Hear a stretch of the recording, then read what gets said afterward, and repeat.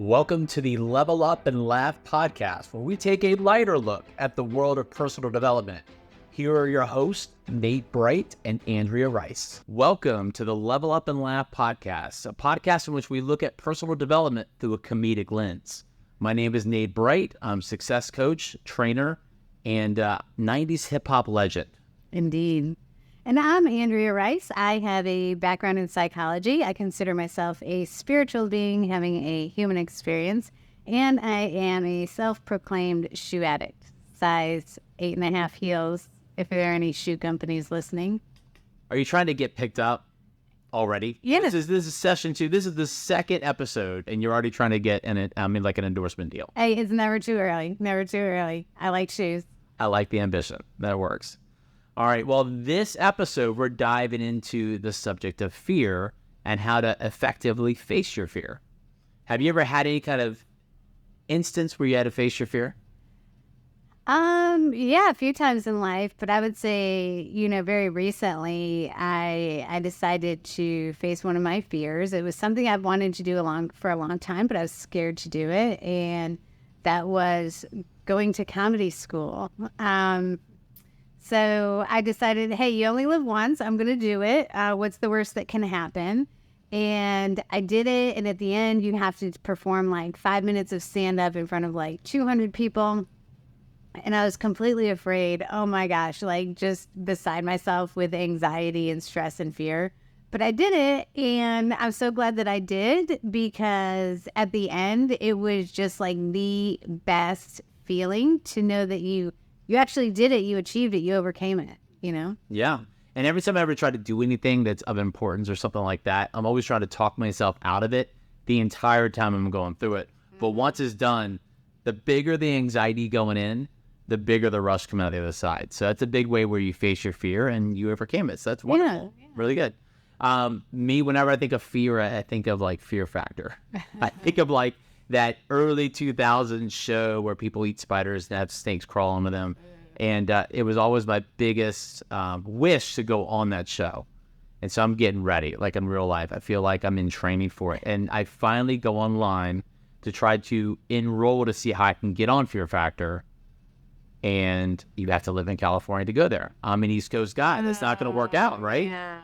There's crazy people everywhere. Why do you want to just take from California? Don't limit yourself. So it crushed me. And I don't know what Joe Rogan's doing right now. Probably not much, right? But if I was on his show, I feel like he'd be somewhere right now. Yeah, I know. You really could have launched his career. I feel that way. I feel so bad about it that I feel like we should invite him on episode number 3. Whatever it is. Okay. Yeah, if we make it to 3. We'll see. Let's see what happens. We will see how this goes. Yeah. All right. All right. So now when we're diving into fear, you can't have fear without phenomenally fun facts, right? That wouldn't be enough F's. We need more F's in life, I feel like. Forget about it. Forget about it. It's over. It's over.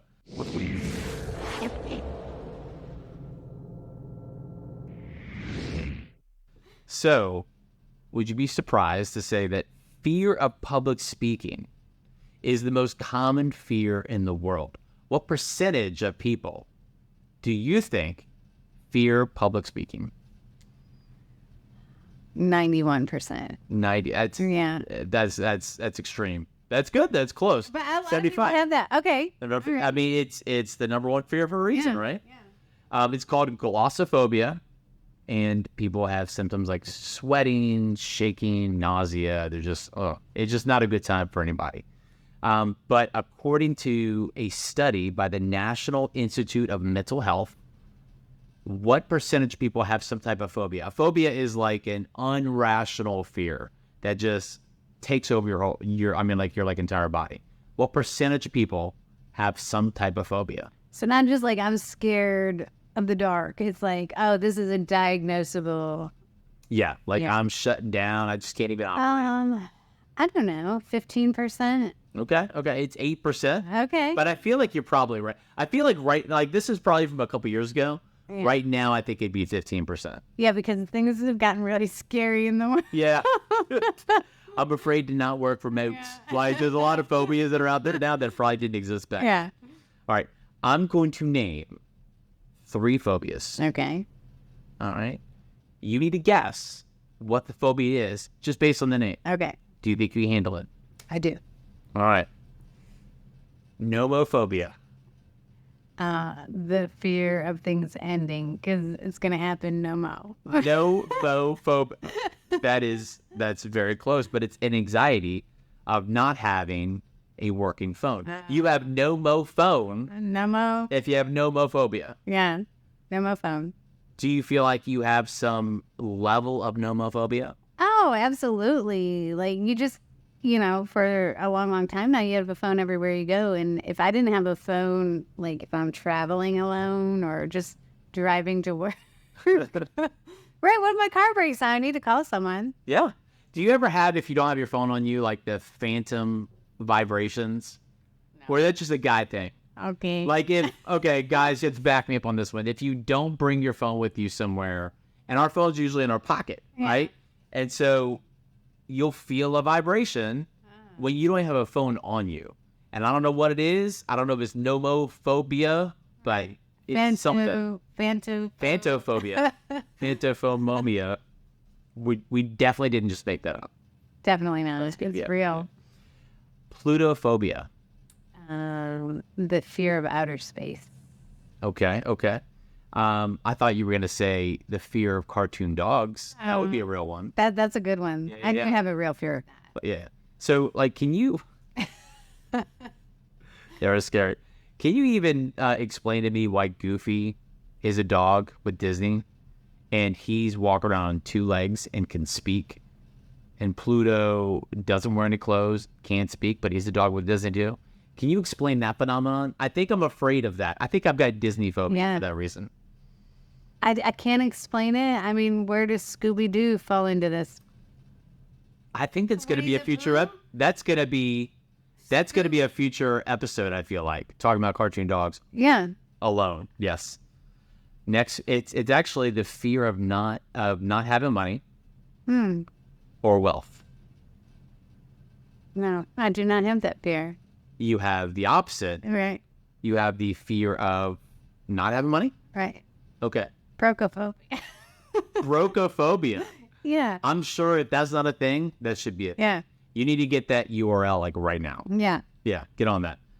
Well, you should be afraid of money. Okay. I feel like. Because 14% of cash has poop particles on them. So does your phone. Your phone, maybe. No, my phone is... Phone. Okay. That's like a real thing. I probably believe that. Yeah. I would I'm never... a scientist. You ever put your phone on anything to like the black light? It just glows neon colors. I don't want to do that. No.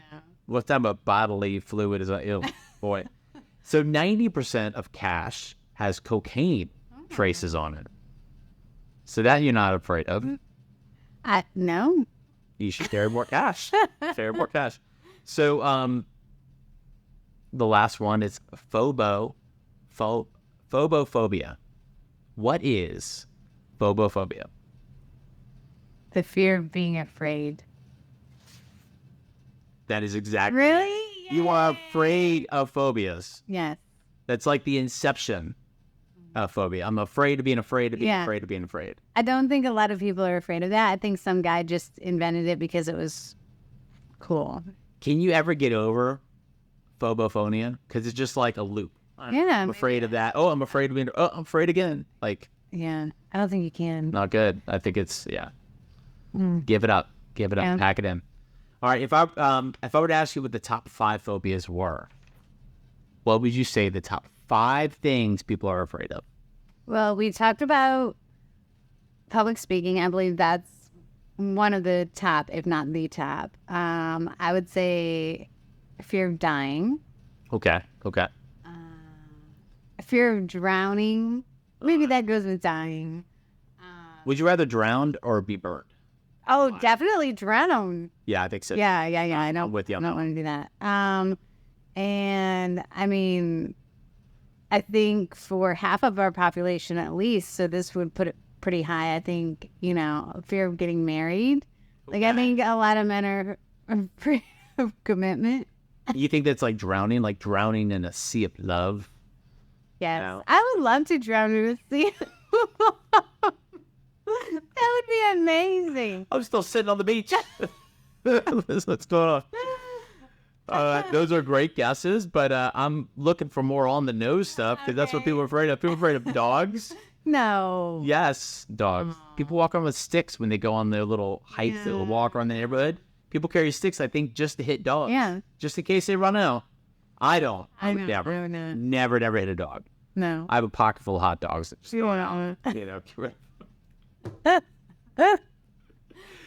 snakes, Oh, definitely. Yes. spiders, Yes. fear of flying, and fear of heights.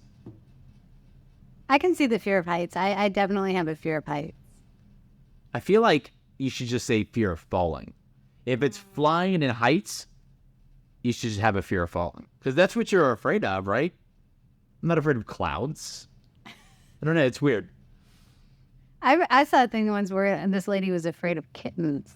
What? I know, right? If I was on Fear Factor, okay, we're going to go back to Yeah. that for a second. Because they make you fill out some type of like questionnaire, like what are you most afraid of? Yeah. And then that shows up in the episodes. Yeah. So if I was actually brought on Joe Rogan, Joe Rogan, wherever you are. oh my gosh, axe to grind, I would fill out my form and say I'm afraid of puppies and kittens Yes. and cash. Money. They put me in a money tunnel. Oh my with gosh. kittens. And they're like, you have to grab all the money. And you're like, no. What if they put me in a kitten tunnel with kittens flying all over? That'd be okay. It wouldn't be good for the kittens, probably. One of those windsoap. All the kittens wouldn't make it. But know. yeah. But enough would. I guess. know. Right. Yeah. Good. Andrea, Yes. Ethan. fear does not have to be a bad thing, though. I know. We can have huge benefits from facing our fear. In fact, studies have proven it over and over again. So these are just a few that I pulled up. Okay. There's so many I can go through. Yeah. These are some of the highlights. Okay. Overcoming fears builds self-confidence and self-esteem. Studies show that facing and overcoming fears can increase your self-esteem and self-efficacy. Yeah. I see that. You see that? I mean, I became a much bigger, better person after I did my comedy school. You're like bulletproof. I know. Walking around for like 3 days. Yeah. What you got? What else you got? All right, so experiencing new things and expanding your comfort zone. Research indicates that trying new things and stepping out of your comfort zone can lead to increased creativity, innovation, and personal growth. Yes. And I think it may not be on your research, My research. but I too am a scientist. I'm a fearologist. Yeah. Virologist. And like it actually stepping out of your comfort zone keeps you younger. It it helps like stave off dementia. Like it keeps you young and sharp.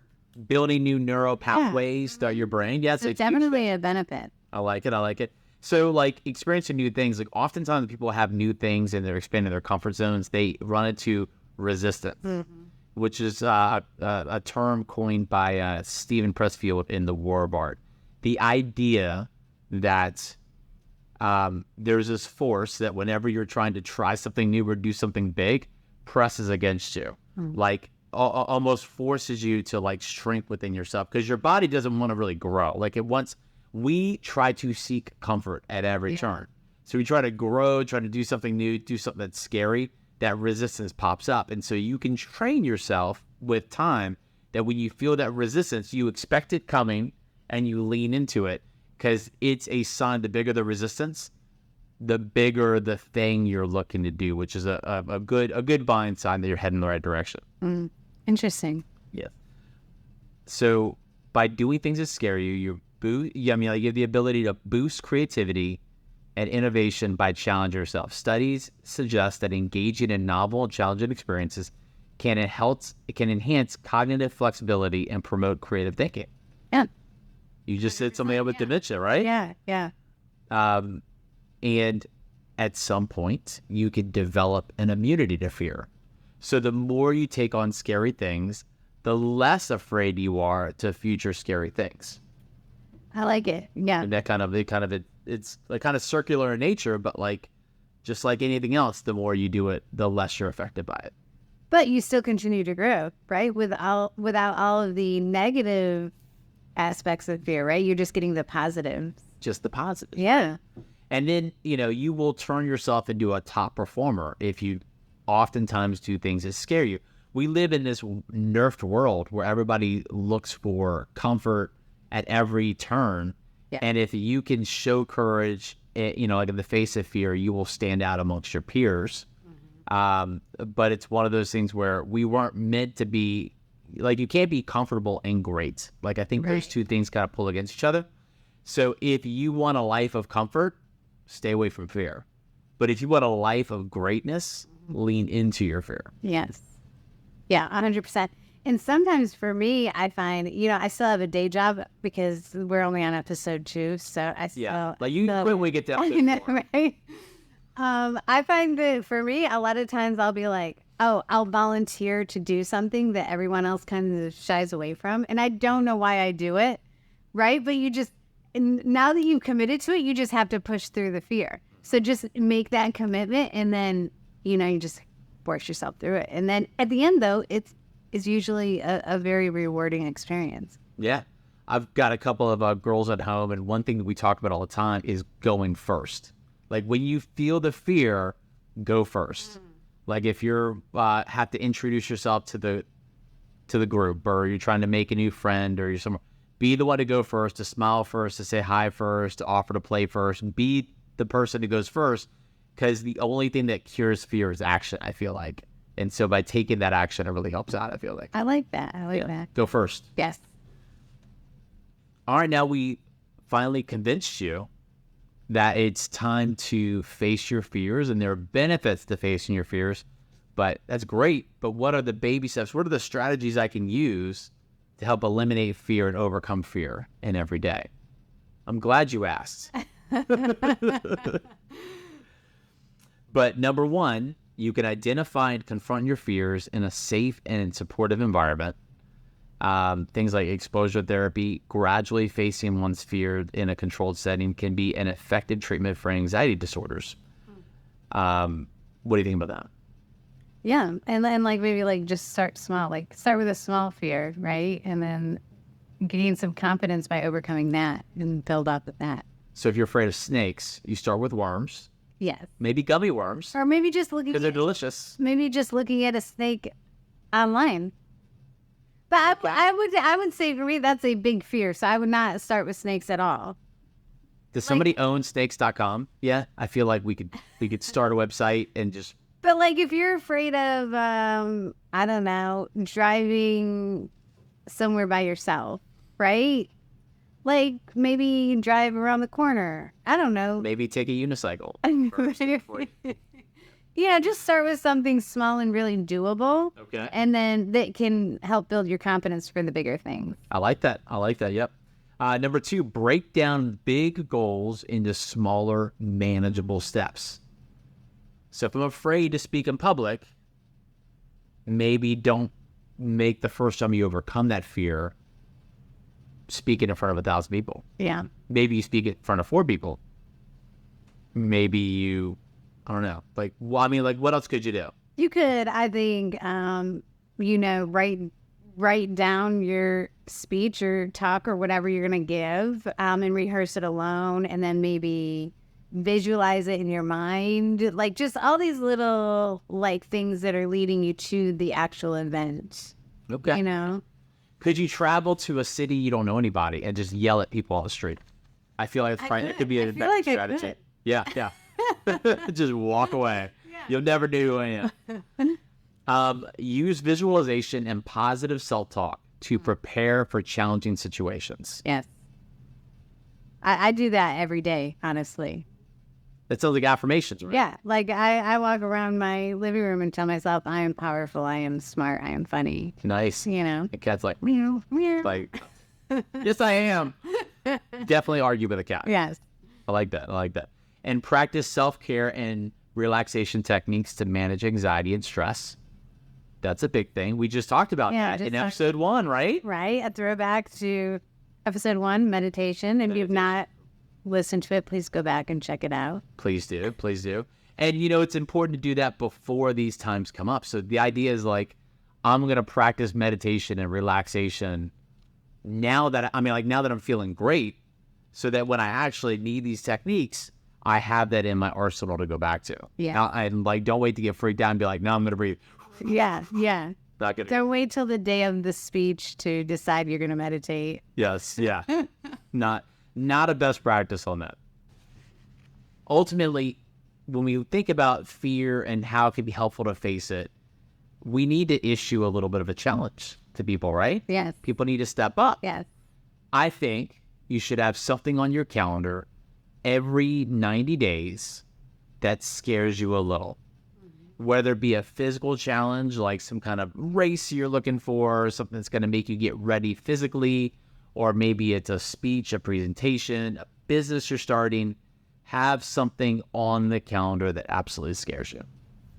Yeah, I like it. I think that's a good idea, and you have to put something on the calendar because otherwise you'll just keep putting it off, right?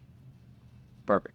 So we wanted to do something, right? We can't just talk about fear. We gotta face some challenges too. We gotta face some challenges. So in preparation for this, we faced some fears. Yeah. We did some challenges. Yeah. Andrew, what'd you do?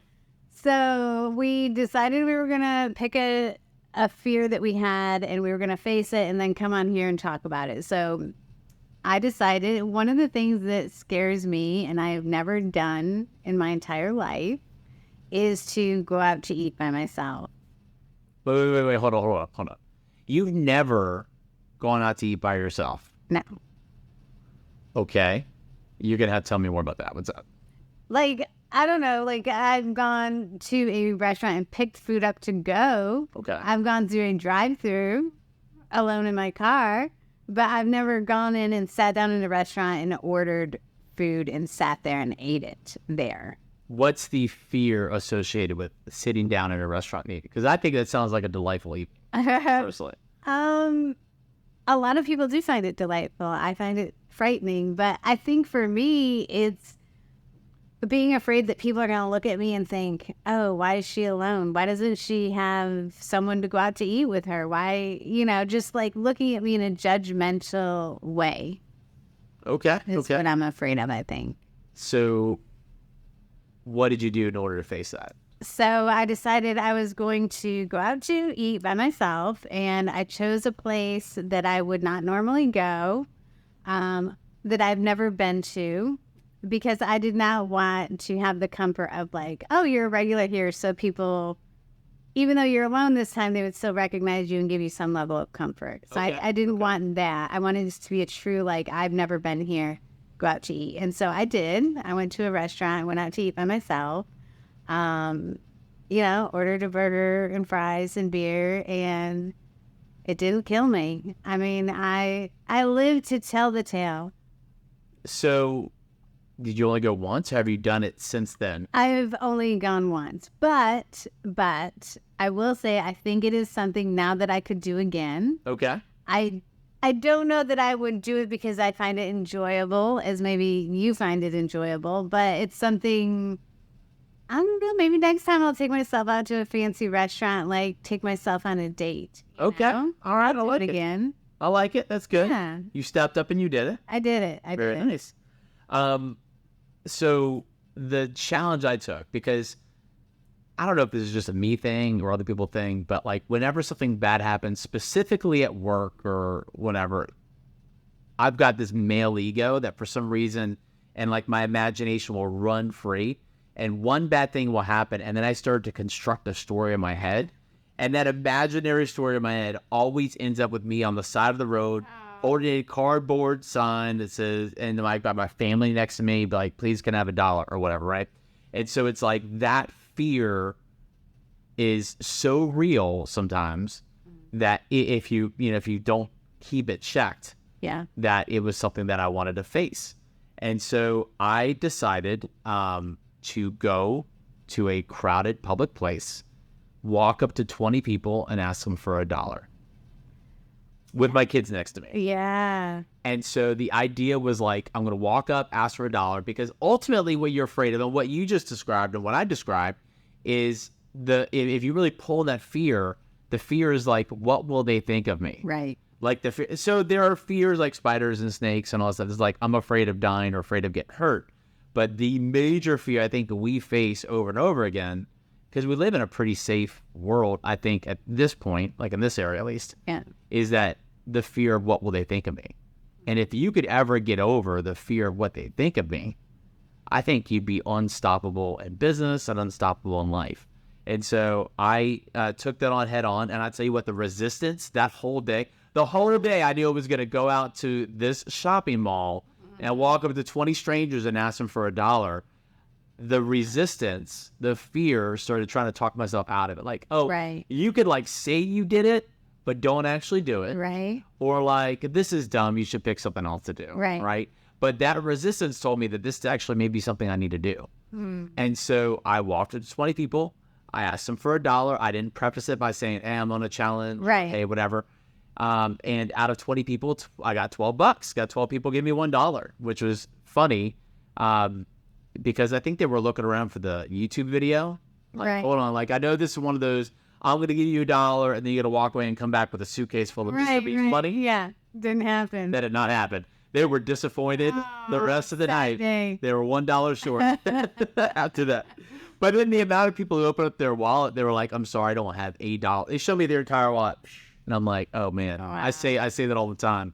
That's not always true. Yeah. But I was blown away by how friendly people were and how when it was over with, it was like, okay. Glad it was over.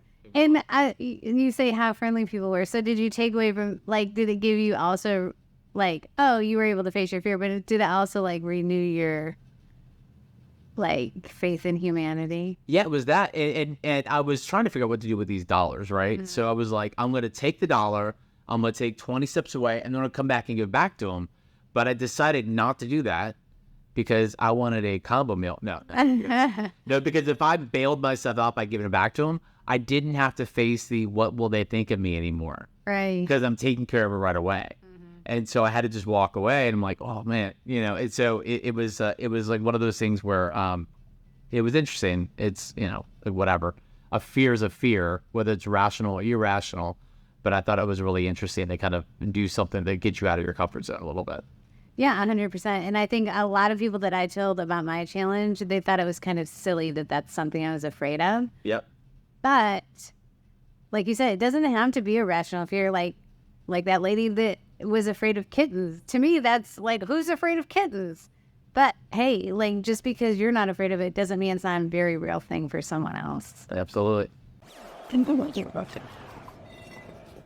All right, guys, it's now time for a meme review, where we look at some memes on the web that tie in with our subject of the day. And we're just going to look at them. We look and we laugh. Yeah. We can look at them. What do you mean? Let's do it.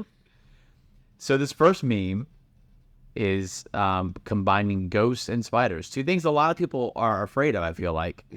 And this guy just smashed a spider with his book, and it's made a bad situation even worse when it turns into ghost spider. Oh, ghost spider. Ghost spider's the worst. All right, so this next meme is a man crying, and it says, the moment you remember that you have to go back to work tomorrow. Do you have that? Do you have the Sunday scaries? Yes, 100%. The Sunday scaries are such a real thing. Yeah. That they have drinks at bars called the Sunday scary. Really? Yes. You can go order a Sunday scary, but only Sundays after. Now, when do you get your Sunday scaries? Saturday night. Saturday night? What? Saturday night when I crawl into bed. Oh, wow. You're like, the next time I go to bed, it's going to go to bed. Wow. I try to, like, really make Saturday last as long as possible.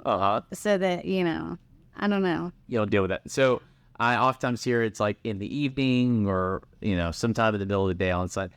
I don't have them anymore, but I've had them in the past. Did you love your job so much? I do enjoy what I do right now, but that wasn't always the case. So, yeah, it's tough. I love my job, too, if you're listening. She's not sponsored yet. Yeah, and I haven't seen any shoes come in yet, so. All right. So this next meme, I love these Skeletor memes. Yeah. They're so good. They're all over the place. I want to try to say this, but it's amoebophobia is the fear of palindromes. A palindrome is a word that's spelled the same backwards and forwards. So, abophobia is phobia spelled backwards before phobia. Crazy, right? Yes. So whoever named that was an evil genius. Evil genius. They're laughing right now. Yes. The next one is the quintessential nope gif that people throw on every text chain. Is there anything in life that you walk in the room and it's playing and you're like, nope, and you leave? Nope. Nope. Nothing. No, I can't think of anything. Anybody ever watch something on TV and you're like, nope, like sports or like a movie or? Oh, if it's like some, I don't know, like I really can't stomach like old school, like 70s movies or TV shows. Like it just does something to my stomach that it's not good. I can't do it. No. Yeah. I mean, you wonder, like, people were so easily entertained back then. I know. They're horrible. Ugh, it's so bad. It's like I could do anything that's more entertaining than this. I was watching something the other day that had a laugh track on it. Like every 10 seconds, it was like things that weren't funny. Yeah. With a laugh track. And I was like, nope. I'm out. I'm done. All right, the next one. My biggest childhood fear. I've thought about this so much. Those little swings that swing you around at Busch Gardens or any other kind of theme park. Yes. And, that's a lot of trust we put in that equipment. And this person put too much trust in that equipment. Like one person every year gets injured, I think. Are we sponsoring kids in this? Every year, one child flies off. Flies off of the swing. Yeah, it's horrible. Like for $1 a day, you can sponsor that child who flies off and hits a circus tent and lands on the bearded lady. Yes. I You feel like will it's not exciting. catch me on one of those. You will not. Really? That's a what I would rush? say nope to. Nope. Okay. All right. Is it phobia level or is it just It's like, common sense? They take these carnivals and things from city to city, and I feel like they get rickety over time. Yes. Like they're the same ones from like the 80s or 60s. I haven't changed at all. Like there is zero innovation. Yeah. It's the same death machines that are You're not spinning. getting me on it. And you know what? Somebody dies, they move on to another city. Yeah. They just bury the body. Let's go. Let's go. I wonder if this lady lives.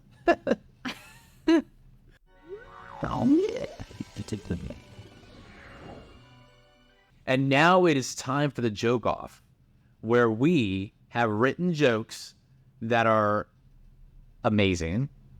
Afraid not. Probably not. I'm afraid they're not going to be funny. No, they're going to be funny this time. But they are original jokes we wrote just for this episode. Yes. And we'll see if they're any good. And you guys get to vote. Let me know if I'm better than her. Yeah, well. It usually goes that way, Yeah, right? right. Okay. I'll go with the first one. Okay, We go. go back and forth. They're going to reboot Fear Factor for Gen Z. And they're going to make them make a student loan payment, eat Tide Pods, and post photos without filters. Scary, right? That is frightening. Yes. Gen Z-phobia. Gen Z phobia. So we also have to grade them as well. Oh, okay. I will give you a solid 7.8. 7.8. How about a letter score? Oh, You're like the Russian judge. What is that? 7.823. Yeah. I will give you a solid B+. B+. Okay, I will take it. Yes. Okay, so people report dying in public speaking as their biggest fears. Not me. I'm cool with speaking in public. I'm not afraid of dying. My biggest fear is the development of a third-party app that reverts your Facetune photos that you've posted back to the original. I'm counting on the Kardashians to keep this from happening. Yes. Okay. Yeah. I like it. I will give that a B. We'll give it a B. Maybe. Very nice. Like you got me. Like you're really excited when I said A. I know. B. I knew it wasn't A level. So. Okay. Well, we have to save something for the last Yeah. one. All right. I would do any type of reality TV show other than Naked and Afraid. The best I could do is Scared in a Speedo. I like it. Okay. I mean, not. I don't want to picture you in a seat. I would never do. Yeah, that was weird. I like that.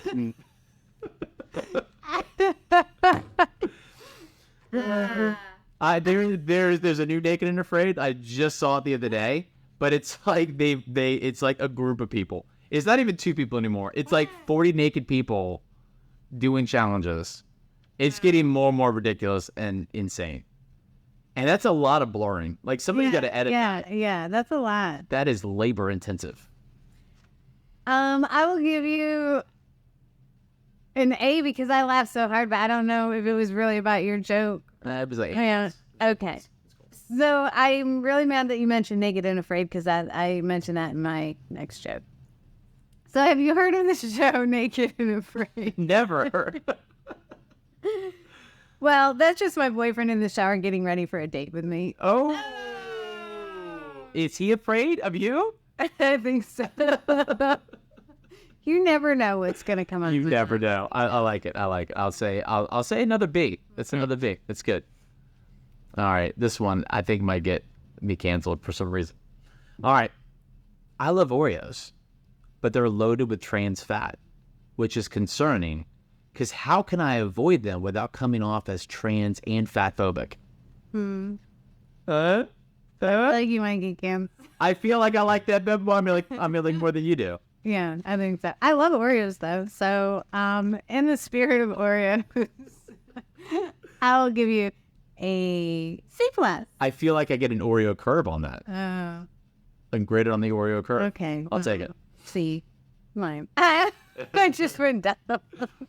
Okay, so this is not a joke, but more of a statement that I found really funny.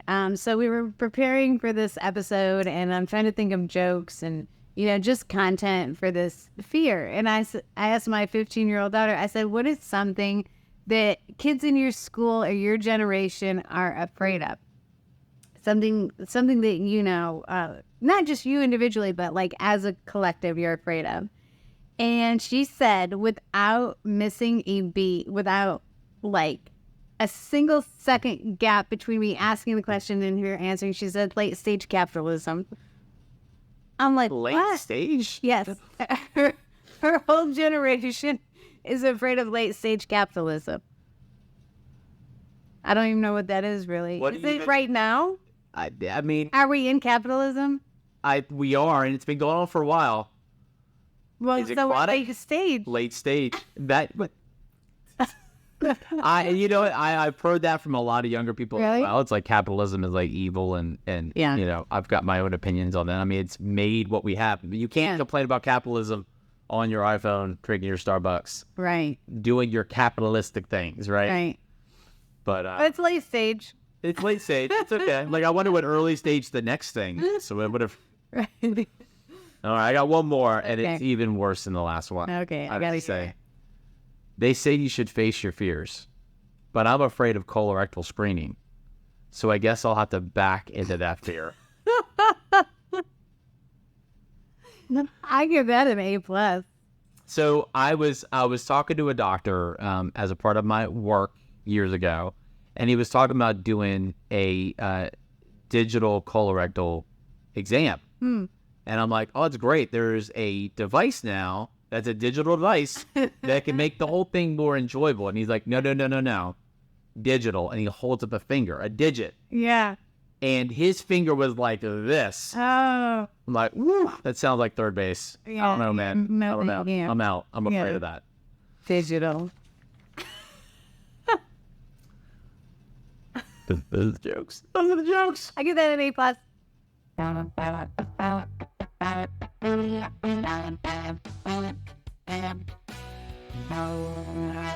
All right. Now, finally, we get to go through the Beliebometer. Yes. The Beliebometer is what we do after every episode, both of them. Yeah. Right? Yeah. It's a tradition All at the this point. episodes. All the episodes at the Beliebometer.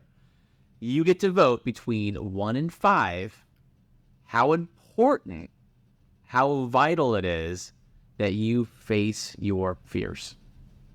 What kind of rating would you give that? I would give it a 4. I would like to give it a 5, but the reason I don't is that some people are okay with not growing and not getting outside their comfort zone, and they never want to really achieve anything. Ooh. But, and not in a negative way, but that's how some people are. So I would say I would give it a 4 because there are those kind of people. But if you do want to succeed and achieve and grow, then it's a must. Yeah, you know it. So I will speak for me, right? And for me, it's a 5. Okay. But I think I 100% agree with you. If your goal in life is comfort, then it's probably a 2. Because you can certainly live in your comfort zone, never face it. But if you want to grow, if you want to achieve, if you want to level up in life, it's got to be a 5. You have to face your fears. Yes, 100%. Ding, ding, ding, ding. All right, guys, that's our episode for this time. Tune in next time. We'll tackle another subject and look through it through a comedic lens. Thank you so much for joining us. I'm Nate Bright. I'm Andrea Rice. We should have a sign off. Thank you, and have a great rest of your day. Boom. We'll take that. All right.